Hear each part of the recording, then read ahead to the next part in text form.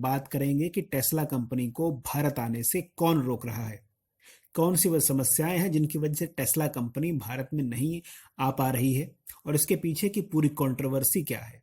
तो आइए जान लेते हैं कि एलन मस्क साहब कौन है, जहां से पूरी कंट्रोवर्सी की शुरुआत हुई है। एलन मस्क साहब दरअसल दुनिया के सबसे अमीर आदमी हैं, बहुत बड़े बिजनेसमैन हैं और ब्लूमबर्ग बिजनेसमैन इंडेक्स में, अगर आप माफ कीजिए ब्लूमबर्ग बिलियनर इंडेक्स में देखेंगे तो एलन मस्क साहब का नाम सबसे ऊपर है। इसके नीचे अमेजन के जेफ बेजोस हैं, फिर नीचे बिल गेट्स और मार्क जकरबर्ग और एक और है वॉरेन बफेट का नाम आता है। अब ये काम क्या करते हैं, तो उनके कई काम हैं, जिनमें से एक काम है, उनकी कंपनी का नाम है स्पेस एक्स।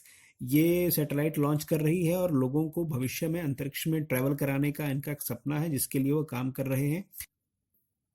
इनकी ये गाड़ी है टेस्ला, जिसके बारे में पूरी कंट्रोवर्सी है, इसके बारे में आगे बात करेंगे। एक इनकी कंपनी है बोरिंग कंपनी। इस कंपनी का काम एक एक अलग नई तरह का, एक तरह से वो ट्रांसपोर्ट सिस्टम डेवलप कर रहे हैं, जिसके बारे में आप अगर गूगल करेंगे और बेहतर आपको जानकारी मिल जाएगी। एक कंपनी इनकी है स्टारलिंक। इसमें स्टारलिंक में दरअसल एक तरह का, ये एक तरह से सैटेलाइट इंटरनेट की सर्विस प्रोवाइड कर रहे हैं। ये भी कुछ कंट्रोवर्सी में रही है, इसके बारे में हम इसकी बात करेंगे। सबसे पहले हम आ जाते हैं टेस्ला के मसले को जानने के बारे में, कि टेस्ला का मसला शुरू कहाँ से हुआ। देखिए, सबसे पहले शुरू होता है, एक साहब हैं, उन्होंने एलन मस्क को ट्वीट किया। उन्होंने कहा कि भाई आपकी गाड़ी इतनी अच्छी है मगर ये भारत में कब मिलेगी। तो उस पर एलन मस्क साहब ने तुरंत जवाब भी दे दिया। इतनी फुर्सत में वो थे कि उन्होंने जवाब दिया। उन्होंने कहा कि हम काम कर रहे हैं मगर सरकार के साथ काफी चैलेंजेस हैं। ये 13 तारीख को उन्होंने कहा था और उसके बाद देखिए कि क्या शुरू हो गया। उसके बाद सबसे पहले तेलंगाना से, तेलंगाना के जो आईटी मिनिस्टर हैं केटीआर, ये वहाँ के मुख्यमंत्री केसीआर के बेटे हैं। उन्होंने ट्वीट का, उन्होंने कहा कि आप आइए और तेलंगाना में आप बनाइए और जितने भी चैलेंजेस हैं हम उनको पूरा करने की कोशिश करेंगे। अब यही नहीं, उसके बाद सिद्धू साहब आगे, उन्होंने कहा कि नहीं भाई हम भी बनाएंगे, आप लुधियाना में आइए, आप लुधियाना में एक हब बनाएंगे जहाँ पे इलेक्ट्रिक व्हीकल बनेंगी, बैटरी बनेंगी, आइए हम साथ में काम करते हैं पंजाब मॉडल पे। चलिए, चुनाव का टाइम है तो उनके मॉडल वैसे भी चर्चा में है। और इसके बाद आते हैं, देखिए वेस्ट बंगाल सरकार, वहां के भी अब ये पीछे कैसे रहते, ये भी आ गए।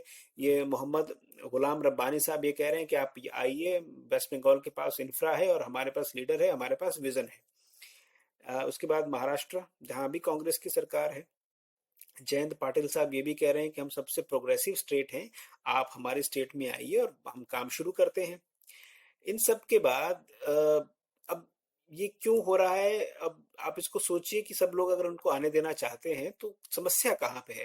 तो समस्या की बात गडकरी ने, जो देश के ट्रांसपोर्ट मिनिस्टर हैं, उन्होंने पहले ही कह दिया था कि भाई अ, समस्या ये है कि जो टेस्ला है, देखिए इंडिया टुडे के कॉन्क्लेव में 10 अक्टूबर 2021 को उन्होंने कहा कि मैंने टेस्ला को कह दिया है कि अगर आप गाड़ी चाइना में बनाएंगे और यहाँ बेचना चाहते हैं तो वो पॉसिबल नहीं है और वो नहीं होगा। गडकरी साहब और एलन मस्क, इनके बीच में काफी बात चल रही है। कई सालों से आपने देखा होगा मीडिया में खबर आती रही कि टेस्ला भारत में प्लांट लगाने चाहती है, कुछ इश्यूज हैं, यहाँ गाड़ी बेचना चाहती है। मगर मामला क्या था, वो एक एलन मस्क ने एक बार ट्वीट करके 2019 में ट्वीट किया था। उन्होंने बताया था कि इंडियन गवर्नमेंट जो है वो 100% इम्पोर्ट ड्यूटी लगा रही है, यानी गाड़ी की जितनी कीमत है मैन्युफैक्चरिंग, उसी पे उतनी की इम्पोर्ट ड्यूटी लग जाएगी तो गाड़ी एकदम दुगनी कीमत पे आएगी भारत में। तो फिर वो उसका बिजनेस कैसे होगा। तो उनको ये नहीं करना चाहिए और वो उसके लिए सरकार से एक तरह से चर्चा कर रहे हैं कि उसको ना किया जाए। जबकि गडकरी साहब का जो कहना था वो यही था कि भाई इंडिया में बनाइए और यहाँ से एक्सपोर्ट कीजिए, मेक इन इंडिया कीजिए। मगर वो समहाउ वो चल रहा है, किस तरह से जाता है। अब इस पे काफी लोगों ने कि भारत सरकार जो है वो एक तरह से इतने बड़े सेटअप को इंडिया में नहीं आने देना चाह रही, इस तरह के ट्वीट्स हो रहे हैं। और आप देखिए क्या पॉलिटिक्स ही हो रही है कि एक के बाद एक, चार देश के बड़े राज्य जो जिन पे अपोजिशन शासन कर रहा है, वो कह रही है कि आप यहाँ के बनाइए। भाई उसको बनाना ही नहीं है, उसको बनाना ही नहीं हो तो कह रहा है कि आइए यहाँ पे आके बस एकदम पेटी पैक जैसा माल होगा, उसको आप आके बेच दीजिए। तो उससे हमारे लिए क्या, इंडिया के लिए क्या बेनिफिट है, कुछ भी नहीं। अब एक और कंट्रोवर्सी इनके साथ है कि ये इनकी कंपनी जिसकी मैंने बात की थी स्टारलिंक, ये दरअसल क्या है, ये जहाँ पे इंटरनेट अवेलेबल नहीं है, ये इनके सैटेलाइट, ये जो सैटेलाइट छोड़ रहे हैं अपनी कंपनी के थ्रू, उसके थ्रू, सैटेलाइट के थ्रू आपके पास इंटरनेट आएगा। और वो छोटा सा डिश टीवी की तरह, जैसे आपका सेट टॉप बॉक्स लगा होता है, माफ कीजिए, जैसे आपके घरों पर डिश लगी होती है, उस डिश के साथ जैसे ही वो आपको इंटरनेट मिलेगा और आपका काम कल चल जाएगा, आपको केबल बिछाने की, उन सब चीज़ों की ज़रूरत नहीं है।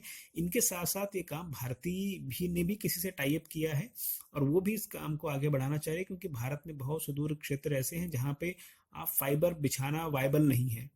तो वहाँ के लिए ये एक बड़ा आसान तरीका है कि आपको सैटेलाइट के थ्रू इंटरनेट मिल जाएगा। थोड़ा कॉस्टली है, इनका वाला तो काफ़ी कॉस्टली है। इनके साथ की कंट्रोवर्सी क्या है वो भी बताते हैं। दरअसल अभी देखिए, आप एक खबर देख रहे हैं कि स्टारलिंक के जो इंडिया हेड है संजय भार्गव, इनको छोड़ना पड़ा। क्यों? क्योंकि इन्होंने क्या किया था, माफ कीजिए, स्टारलिंक ने क्या किया कि $99 का उन्होंने एक तरह से प्लान घोषित कर दिया कि जिनको चाहिए, इंट्रोडक्टरी प्राइस नहीं है, $99, आप पहले आओ पहले पाओ के आधार पे आप अप्लाई कर दीजिए। उस अप्लाई करने की फीस जो है आपकी, ये करीब यही $99 है, 7,500 के आसपास भारतीय रुपयों में देखें तो। और उसके बाद जब कभी आएगा तो आपको प्रेफरेंस दी जाएगी।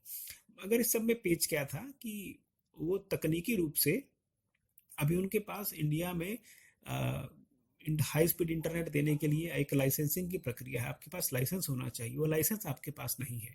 और जब तक आपके पास लाइसेंस नहीं है तब तक आप किसी प्रोडक्ट सर्विसेज को यहाँ नहीं बेच सकते। इसी बारे में डॉट से कहा कि आप इस चीज़ को एक बार दुरुस्त कर लीजिए। और तो ये एक पूरी प्रक्रिया का हिस्सा था, तो वो नहीं हुआ, तो इनके इंडिया हेड को जाना पड़ा, क्योंकि इतनी बड़ी चूक के बाद आपकी नौकरी दो दाव पे आ ही जाती। और दूसरी एक बात और भी थी, कॉस्ट, क्योंकि 7,500 रुपये, तो 7,500 रुपये तो ठीक है कि आप एक बार देना पड़ेगा, कोई बात नहीं। पहले कुछ समय पहले तक तो 2-3 हज़ार रुपये तो आपकी एयरटेल वगैरह भी कंपनी ले लेती थी।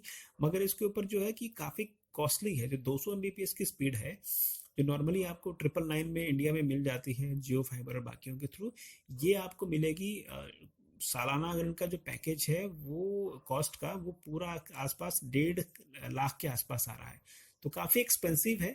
पर सुदूर क्षेत्रों में जहां आप सोच रहे हो, मैं सोच रहा हूँ कि जहाँ पे फाइबर नहीं बिछ पाएगी, पर आपको चाहते हैं कि आपका कुछ काम ऐसा है कि जो आप इंटरनेट के थ्रू कर सके, तो उस मॉडल में इनका मॉडल शायद थोड़ा महंगा बैठे। पर ये एक बार शुरुआत हो जाएगी तो ये भी एक वायबल तरीका हो जाएगा कि थोड़े से एक्स्ट्रा पैसे में या थोड़े से महंगे प्लान पे भी अगर आपको हाई स्पीड इंटरनेट चाहिए तो आप काम कर सकते हैं।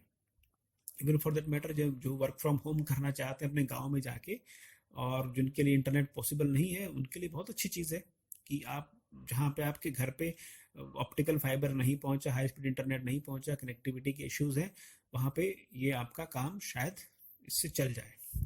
मगर इसको लेके ये बार बार इस तरह की बातें शुरू हो गई कि ये भाई इसलिए जियो के दबाव में किया गया है, कि अनिल, माफ कीजिए, मुकेश अंबानी साहब इनको आने नहीं देना चाहते। मगर आप अगर देखेंगे, मैंने आपको बता दिया कि जिस प्राइस पॉइंट पे ये दे रहे हैं वो एक नॉर्मल, आज भी अभी भी देश में सबसे सस्ता इंटरनेट किसी छोटी कंपनी का हो सकता है, मगर बड़े प्लेयर में आप देखेंगे सबसे सस्ता इंटरनेट जियो का ही है। तो ऐसे में जियो जिस मार्केट को टारगेट करना चाह रही है, और जो ये स्टारलिंक जिस मार्केट को टारगेट करना चाह रही है, वो दोनों ही अलग अलग हैं। तो इसमें दोनों में आपस में कोई कंपटीशन तो है नहीं। बहरहाल ये था इस वीडियो में। ऐसे कुछ और वीडियो को आपके सामने लेके आएंगे। इस पूरी लड़ाई में आपके विचार क्या हैं वो भी जानना ज़रूरी है। आपको ज़रूर कमेंट कीजिए कि आपको वीडियो कैसा लगा, शेयर कीजिए। और अगर आपके कुछ सवाल हैं कोई वीडियो के बारे में या इसके अलावा कुछ और भी, तो प्लीज़ आप कमेंट सेक्शन में ज़रूर लिखिए। धन्यवाद।